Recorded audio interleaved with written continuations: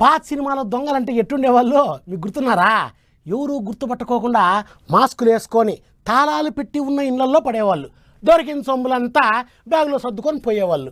Time బాగలేక ఎవరైనా పట్టుకున్నా జారిపోయేటట్టు శరీరం మొత్తం నూనె పూసుకొని పోయేవాళ్ళు. ఏదున్నా రాత్రుల్లే పద్ధతిగా దొంగతనాలు చేసేవాళ్ళు. కానీ ఇప్పుడు అట్ట కాదు, ఇంకా అంత అప్డేట్ అయిపోయినారు దొంగలు కూడా. డే టైంలో కూడా దొంగతనాలకు బలపడుతున్నారు.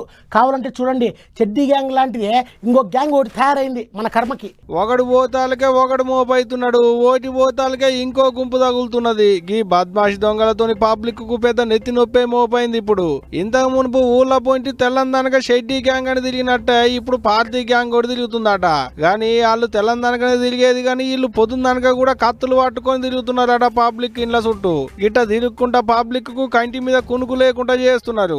ఇటు హైదరాబాద్ పట్నం నాగోలు ఏరియాలున్న 2 విల్లాసులలో దొంగలు పడ్డారు. ఇంత బంగారం ఇన్ని డబ్బులు గమాయించారు అనేది ఇంటోళ్ళు చెప్తున్నా ముచ్చట.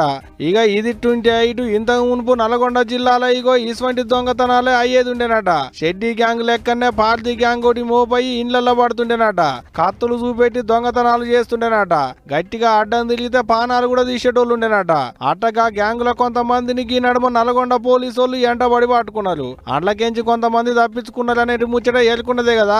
అట్ట ఇప్పుడు అయ్యేటి దొంగతనాలు కూడా వాళ్ళు చేసినట్టే చేసేటాళ్లకు అప్పుడు తప్పించుకున్న వాళ్ళ దాంట్లో ఉన్నోళ్లే కొంతమంది ఇట్లా దొంగతనాలు చేస్తున్నారు అనుకుంటున్నారట పోలీసార్లు. ఏదైతే ఇంకా ఈ దొంగలతోని కంటి మీద కునుకు లేకుండా అవుతుందబ్బా పబ్లిక్ కు. మరి చూడాలే తప్పించుకున్న తదిమ దొంగల్ని పోలీసు వాళ్ళు ఎప్పుడు పట్టుకుంటారు, మరి ఇప్పుడు అయ్యేటి దొంగతనాలు ఎవరు చేస్తున్నారు అనేది ఎప్పుడు కనిపెడతారు అనేది ముచ్చట ఇక రేపు.